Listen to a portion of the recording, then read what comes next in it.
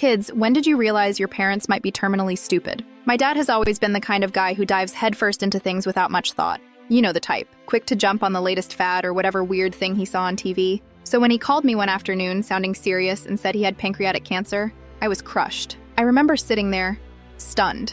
I didn't even know what to say at first. Eventually, I asked him, "What stage?" hoping he'd be better off than I feared. He said, "Stage 3. That hit me hard. My mind raced with all the what-ifs, the worst possible outcomes. I didn't sleep much that night. Later on, I ran into my brother, who lives with Dad. I was still reeling from the news and asked, "Dude, why didn't you tell me Dad had cancer?" My brother gave me the most confused look, like I'd just asked why the sky was green or something equally ridiculous. He said, "What? He doesn't have cancer." That's when the whole thing unraveled. Apparently, Dad had been on some new diet he found on TV. Something about eating only rice and vegetables. He'd been cutting his calories down to about 1,000 a day for weeks. Tired and losing weight, he started Googling his symptoms on WebMD. He read enough about pancreatic cancer symptoms to convince himself he had it. No doctor visits, no tests, just a self-diagnosis based on some vague info and a bad diet. The moment my brother told me this, I couldn't believe it. I was torn between wanting to laugh and wanting to facepalm so hard my head might spin off. Dad, convinced he had a deadly disease, was walking around like he was on death row,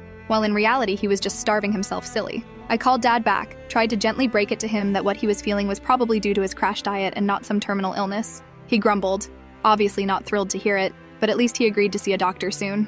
Looking back, it's classic Dad. Overreacting on his own, skipping the obvious step of just asking a professional, and dragging the whole family through unnecessary panic. Still, you have to admire the dedication to his own brand of chaos. He didn't just freak out, he went full terminal cancer without any actual evidence. And for all his idiocy, you can't say he wasn't committed. Dad might be an idiot, but he's our idiot. Terminal idiot, even.